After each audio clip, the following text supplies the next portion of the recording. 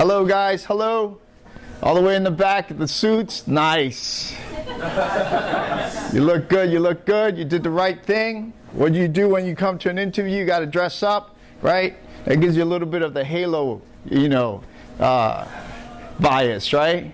You look nice, so we think you're smart. It's good. It's good. It's the way to go. All right. So I'm a little informal. I'm sorry. I might get all over the place. I'm going to try to keep it under 30, though he gave me 45. Of course, he's not here to say that. Who is this? This is the Dalai Lama, right? You guys know this person, right? Mother Teresa. I'm checking the applicants to make sure. It's like they don't know Mother Teresa. They can't work here. All right. Right? A helping hand, right? You're wondering what the hell is this guy talking about? Why is he doing this? Well, the whole point of this is to prime you, right? I'm here to make everybody's able to be primed, right? So you see all these images and you start thinking, oh, maybe this guy is going to be okay, you know? So I'm priming you to like me. That's the whole point. That's why you put on your suit today, right? Actually, I'm breaking all the laws. I'm having coffee. I'm having something to eat. I'm on my cell, and the sign behind me says, don't do any of that. All right? Okay. But the whole point is to just help you realize that we are not so smart, okay? Or actually, I'm not so smart. I actually decided to do a lecture before the holiday. All right. So these are some of the books that I like to read. And I read because I like to think about thinking, right? Metacognition is key, right? We think we know why we make these decisions. We think we're rational beings, but we're not. You know, we basically just make up half the stuff we come up with. All right? I read a lot of papers. I actually read them, well, in PDF form, right? This is the guy that I thought was the most interesting to us, you know, for what we do, all right? Cross-Carry has the best, I think, articles in terms of getting a synopsis of how we think, how we make medical decisions. Read it now before you start your residency, okay? And if you're a resident, read it now. All right? So let's get to how we got here, okay? We have Kahneman, right? And his buddy Tversky. And these are the guys who came up with the ideas of metacognition, how we think. So their main focus is what? Is that we are of two minds, right? System 1, System 2. They made it simple because they know us ER docs like things simply, right? System 1 is your fast mind, and System 2 is your slower mind, right? These are the breakdowns, right? System 1, we're talking about being automatic, intuitive, right? It's instinctive, it's rapid, it's what you see is all there is, right? So that's our System 1, right? System 2 is the one we take our time. It's the one that requires energy. You're considered, it's focused, it's slower. They call it lazy because it takes its time doing things, all right? But it's not lazy. It works hard. When you're in the savannah and you see this guy, which system do you want working for you, right? You're not there to calculate distance or his, you know, how fast can the lion run. You're using System 1 and you're going to get out of there, right? When you're buying a car, you want to use System 2, right? You want to think about your purchase. How much is it going to cost me? What's the final cost? Now, the car dealer, he knows he has to engage your System 1. So he tells you, this deal's going fast. You know, this is a limited offer. So he wants you to get into System 1 so that you can buy that car. All right? So Kahneman says, people are not accustomed to thinking hard and are often content to trust a plausible judgment that comes to mind, right? And that's true, right? We think we're really being methodical, but we're not. And the reason we're not is because we're set up, right? We use what we call heuristics, right? Heuristics are just simple rules. They're rules we use that we've gotten over evolutionary development that help us make decisions quickly, right? They're simple, they're efficient, they're complex, right? They're used for complex problems, right? We all know that attending, he sees a person, goes, oh, get the crash card. And you're like, what? He's using a heuristic, okay? It's not because he's, you know, brilliant. It's he has the experience over time to build the pathways that gives him the shortcut, okay? And that's what we need, right, in an ER, right? So System 1, heuristics. It's how an ER runs, okay? If you were in system 2 and try to run an ER, you wouldn't be running an ER very long, okay? Because we don't have that time, right? You have to develop these heuristics to know how to take care of people. So basically, what I want to talk about is cognitive biases, right? The things that cause our decision making. And we think that we're doing it logically, but most of the time we're not.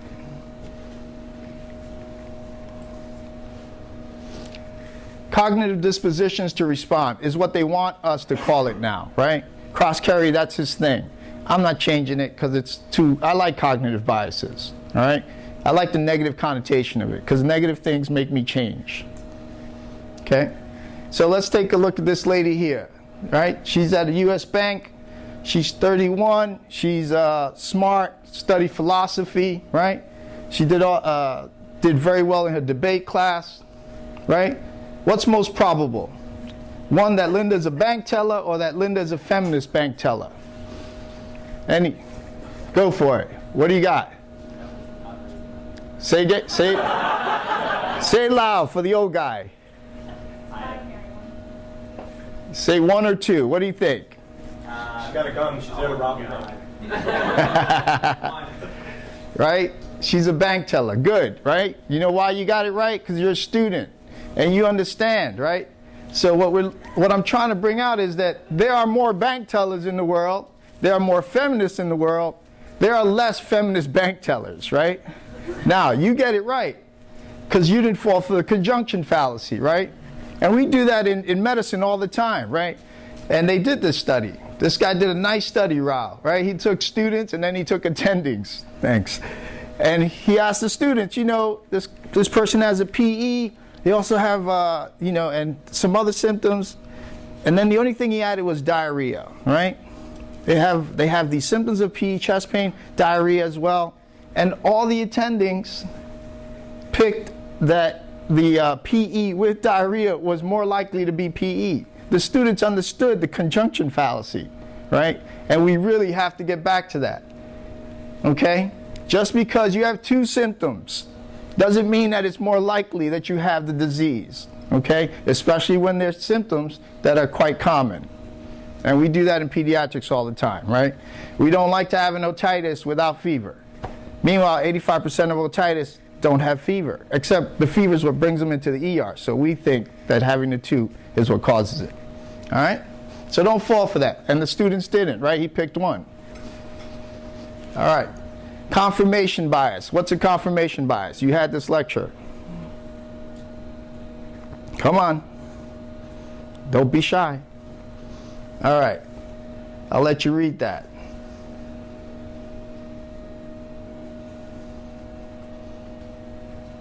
Okay? So what's a confirmation bias? It just confirms what we already think.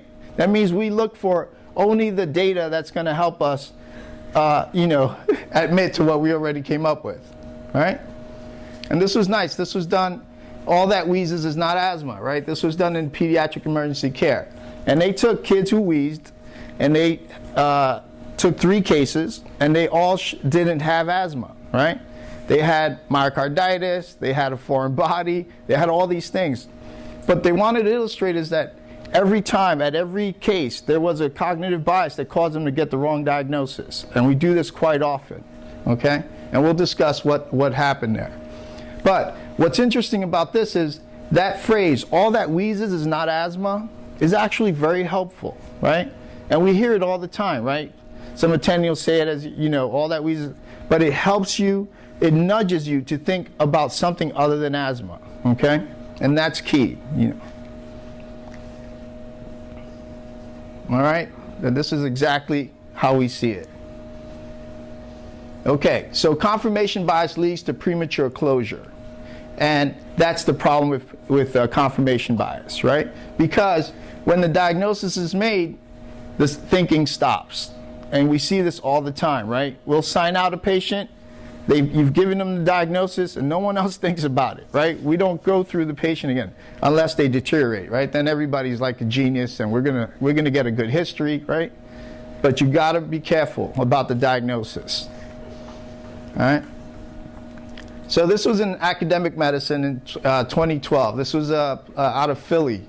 And what they did is they took their internal medicine residents and, from the family practice guys to, the hospitalists, and they just asked them, after they had made mistakes, they just asked them to write it. No pressure, just write, what do you think caused it? And they wanted to identify what biases caused the medical diagnosis mistake, or was it an environmental issue, or was it your thinking, right? So what they found most prevalent was anchoring, right? The idea that the first data piece that you get is the one that sets you up, right? If the kid came in our case is wheezing, and we said asthma, we worked asthma, and no one got away from that, and that was the problem. You have to be careful about anchoring, okay?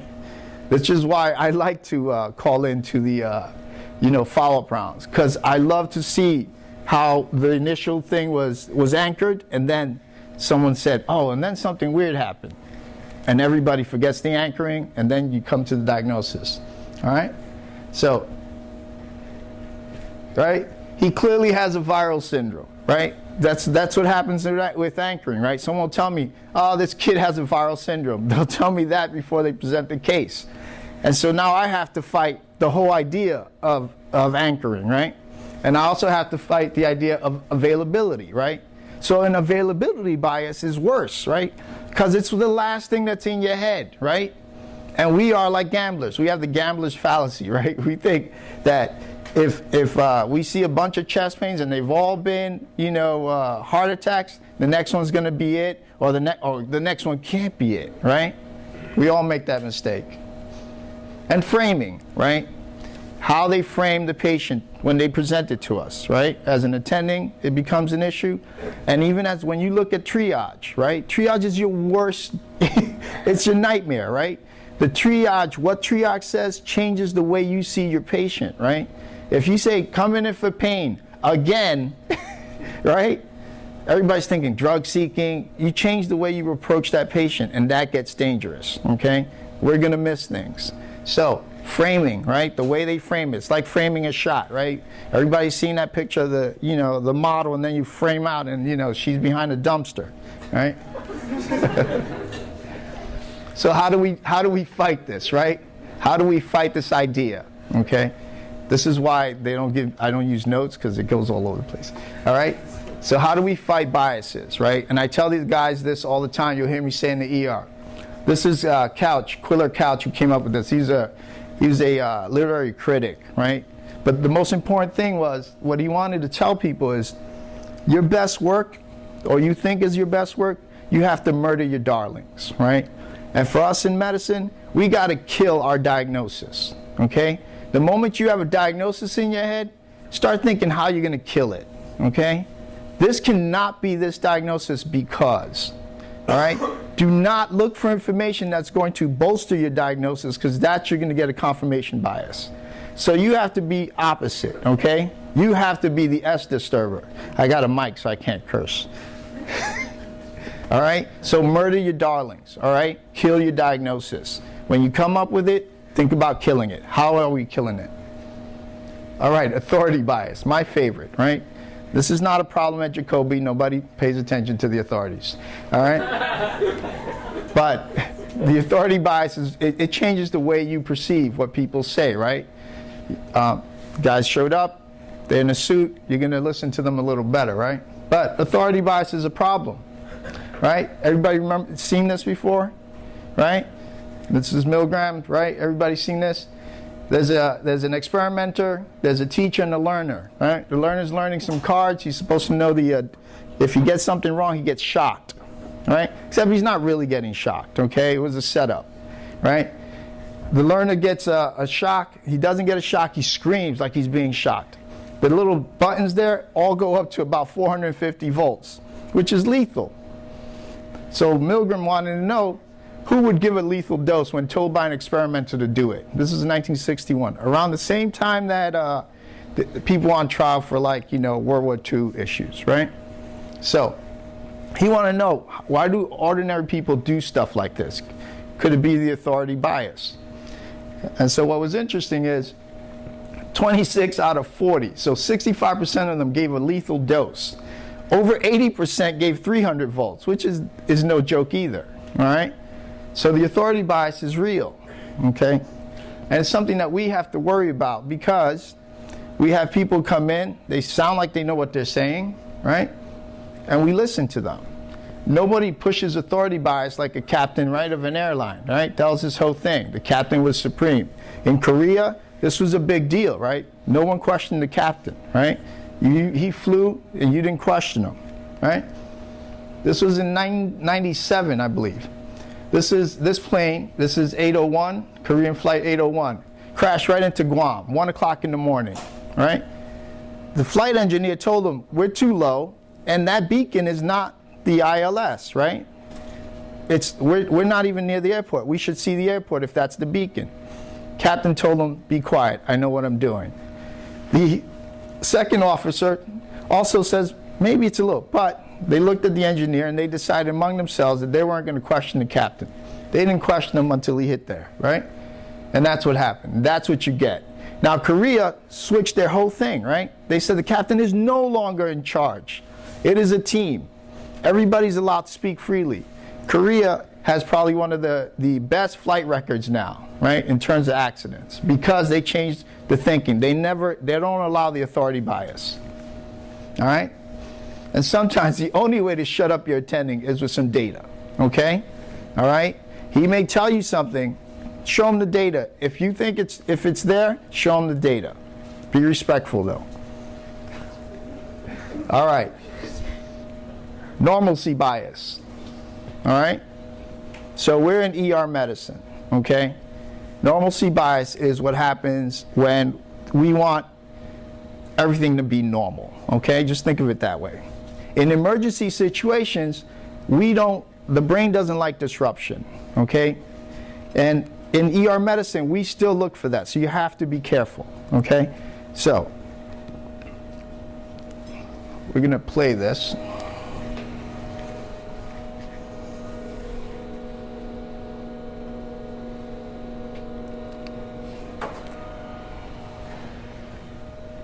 So this is Gardner, right? Staten Island. I can't breathe. Everybody's familiar with the case, right? So, does anybody look excited there? Right? Everybody's sort of just standing around. Right? How's he look? Right? There's the EMT. Sir, is this EMT? I would play it, but she has such a thick Staten Island accent. It's hilarious. But, sir, it's EMT. I'm here to help. Sir? She's checking his pulse. Nothing, right? What do you think's going on here, right?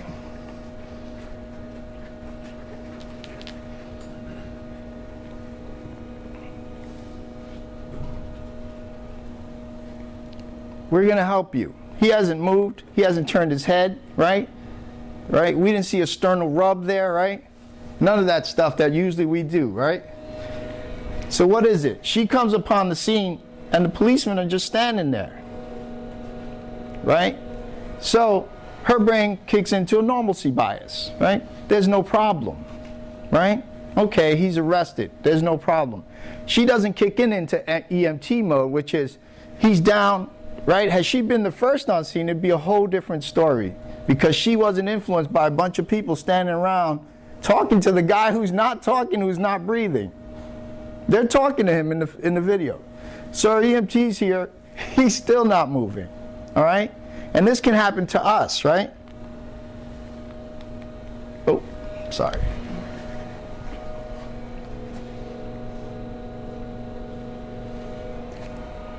And don't think that this can't happen to us, all right?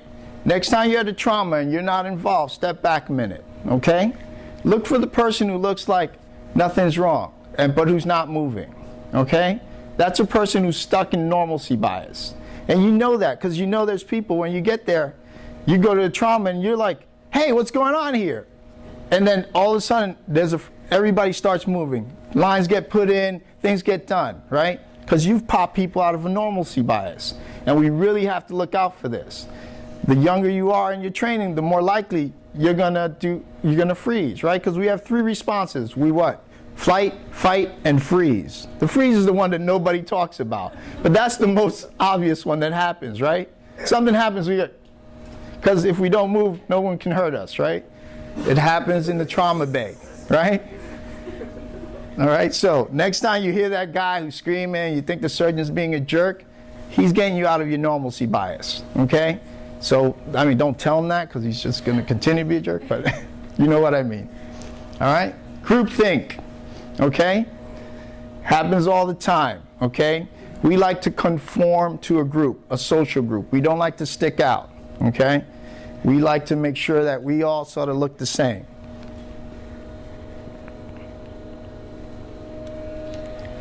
If you don't believe me, we can. We have to pay extra for that? Is this the new net neutrality thing? It's like making political statements.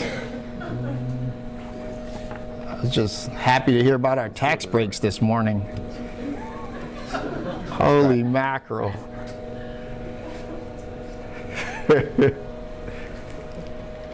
Nope. Gotta pay extra. All right. So this is an experiment. This is actually candid camera, right? So they have 2 people in there, and they're going to face the back of the elevator. The guy in the middle is like, okay, this is weird. So watch this. He's like slowly gonna start making his way to the back, right? He can't help it. He's a little bit at a time, right?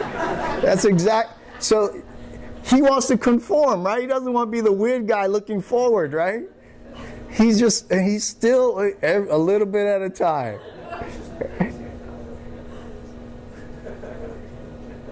And they do it all, and it's just each one, and we all do it. It's an amazing thing, right? I love that he's looking at it and goes, what the?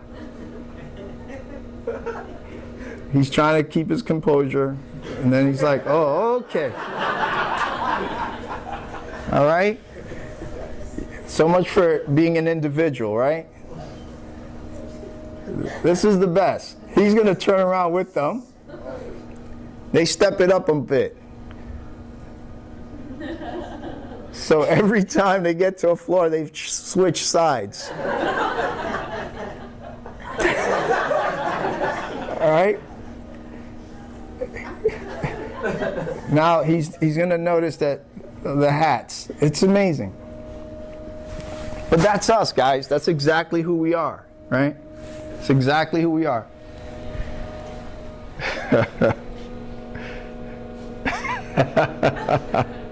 All right, stop teasing this poor guy. All right, that's all fun and games, but groupthink causes problems, right? Everybody recognize this, right? Challenger, right? Some of you guys weren't alive. That's so sad.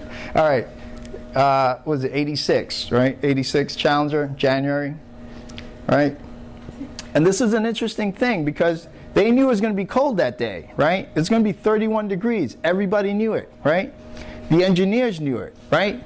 They got so upset that they called for a meeting the day before, right? They said, listen, these O-rings, they're not really designed for that kind of temperature, right? But the NASA brass was like, dude, we got to, when are we, and they quote, they actually said, when are we supposed to launch? April, right? This was in January.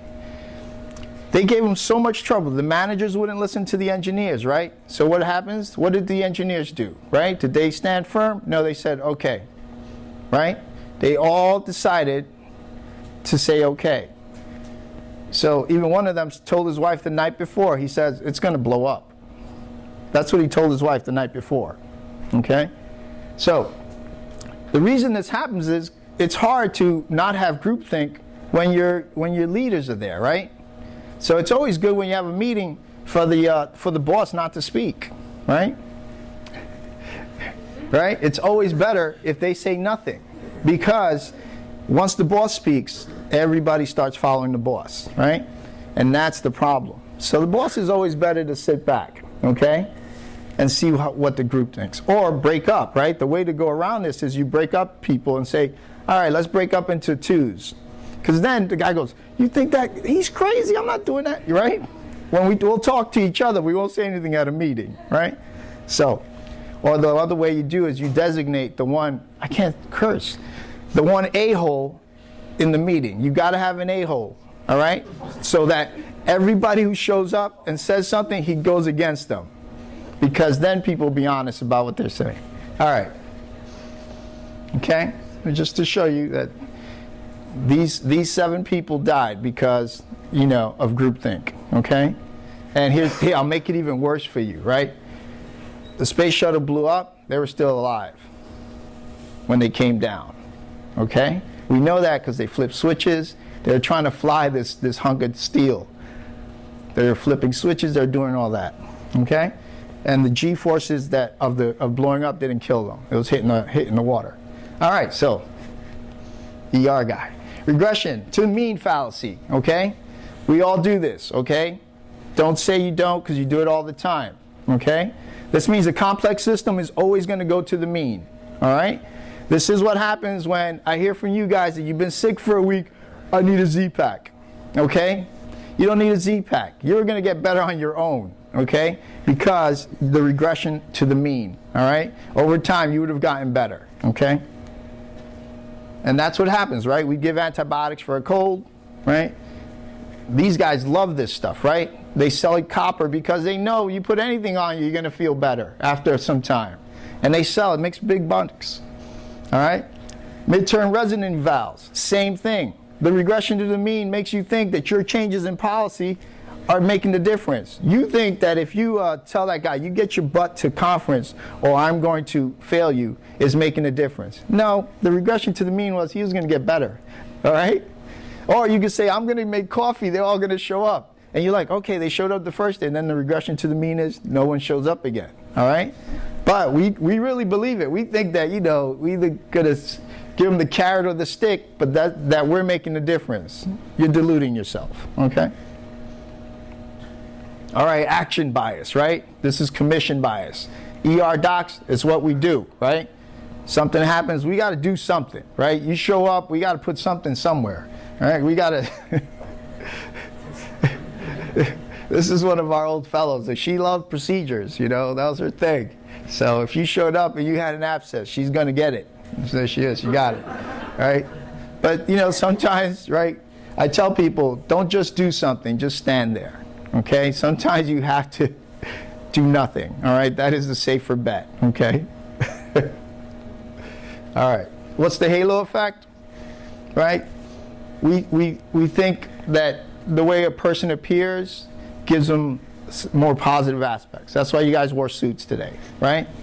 No one showed up, nobody showed up in jeans, all right? But we know that, right? That's the halo effect. It's also a problem for us, right? That's why I don't like VIP patients, right? Someone says, oh, there's a VIP patient. I'm like, they're all VIPs, right? And I do that just to get myself out of the mindset, right? Because that's when you make mistakes. Oprah has a big halo effect, right? So McCarthy sits across from her and talks about, you know, vaccines causing autism, and people buy it, right? You know? That's the problem with the halo effect, right? We attribute positive things. Like, McCarthy doesn't know anything about, you know, evidence-based medicine, right? But she's sitting next to Oprah. And Oprah didn't sit anybody else next to her, like some doc saying, no, that's bullshit. All right, whatever. All right, anybody know this doc? You do? Yep. All right. Can we tell the story? Go ahead.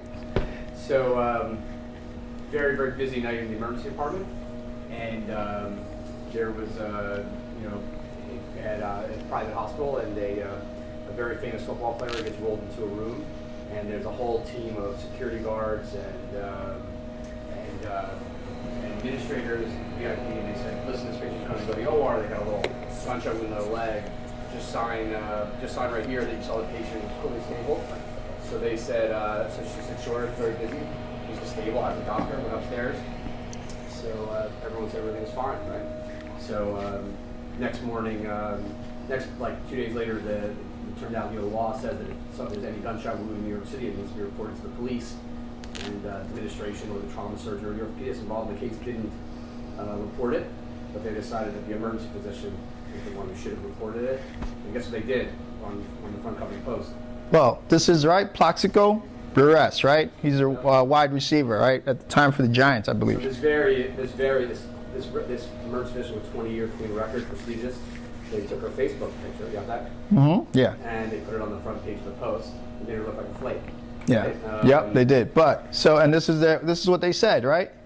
The doctor who did not report Buress's gunshot wound, the doctor, even though it was everybody else, to the police as per the law, has been suspended.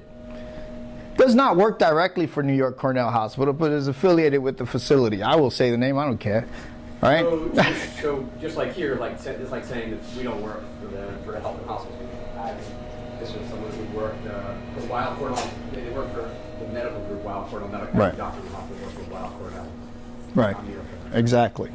But so that's the halo effect. And the actual rule was that actually at the time was that hospital police were supposed to report the incident, and hospital police and the administrator and call representing the CEO of the hospital were in the room. Yeah. So I mean, to the guys here, I always, if PD's not standing there, then I say, was PD at scene? PD's not at scene, I just call the precinct and let them know. All right, just do it, because this doc, I mean, she's working now, it's not an issue, but for the long part, they made it sound like it, you know, oh, she was so, you know, but that was the VIP, that was the halo effect, right? And that's what you gotta be careful for. All right, medical therapy biases. Oh, I'm running wrong. So these are great studies because they show, for the most part, that we won't change things unless it causes a risk, right? Even when we find things are beneficial, we won't change therapy, right? Because for the most part, we're wired for risk aversion, right? So we will do everything to avoid risk, but benefits is very hard for us to change medical therapy, all right? And you'll see that. All right, and we are slow to adopt new therapies. We all know that, right? You got the attending who still does it the old-fashioned way, won't get near video intubation, right? But they have shown that we're very quick to adopt if there's some positive thing, but if it shows that there was some, that what we're doing has no benefit, or you're going to do that. Well, you see it right there, right? Look at the benefit. No, very little change, we won't change. Even a slightly more negative change, we will drop a therapy, okay? All right, so this is Schelling. He did game theory, but his main thing was that if you have more than two choices, right, you're just going to stay with whatever the status quo is. You will not move, all right? That's what we do, all right? And docs are the same way. We have A, B, and maybe it might be C. We always are going to pick A or B. And that's the problem when you have your differentials only three things, okay? Decision fatigue, all right?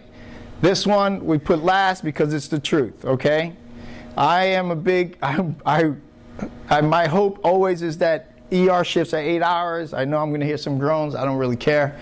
But decision fatigue is a real thing, okay? And they did a study on judges in Israel, right? They looked at, judges were told that they're looking at probation, right? Judges decide in Israel whether you're going to get probation or not, okay? This is a big decision, right? You're going to continue to do 5 years or you're going to get out now, right? And they looked at several judges, all of them been on the bench a long time, right? They want to see if there was anything that was affecting these judges, right? Time, anything, did they eat, stuff like that. This is their rate of probation, right? So at the very top, like 63%, 63 to 65%, you had a chance. If you got the judge early in the morning, 65% of the time you were going to go on probation. All right? If you got that judge just as lunch was coming by, before lunch, you're not going anywhere. Okay? Only difference, they looked at the same types of crimes. Only difference was the time of day. All right? They had lunch and bam, it went right up again. Okay? They got a little tired, they took a break, the afternoon break, bam, it went up again. That's scary, right? It's like we're docs, we're not like that, right?